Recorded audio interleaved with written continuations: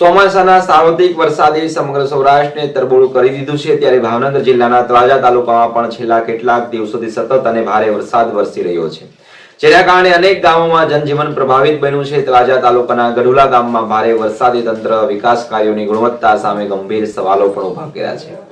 ગઢુલા અને આમળા ગામને જોડતા મુખ્ય માર્ગ પર બનાવવામાં આવેલું નાળું વરસાદના પ્રચંડ પ્રવાહમાં ધોવાઈ જતા માર્ગ પર વાહન વ્યવહાર ખોરવાઈ ગયો છે અને બંને ગામના લોકો મુશ્કેલીમાં મુકાઈ ગયા છે।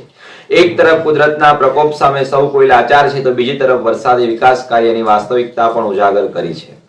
ગ્રામજનોનો આક્ષેપ છે કે નાળાના નિર્માણમાં ગુણવત્તાનો અભાવ અને વરસાદી પાણીના યોગ્ય નિકાલ માટે પૂરતું આયોજન ન કરતા આ સ્થિતિ સર્જાય છે। થોડા જ વરસાદમાં નાળું ધોવાઈ જતા સ્થાનિકોમાં ભારે રોષ જોવા મળી રહ્યો છે, તો બીજી તરફ ગઢુલા ગામના નીચાણવાળા વિસ્તારમાં વરસાદી પાણી ઘરોમાં ઘૂસી જતા લોકોનું જનજીવન અસ્તવ્યસ્ત છે બન્યું છે।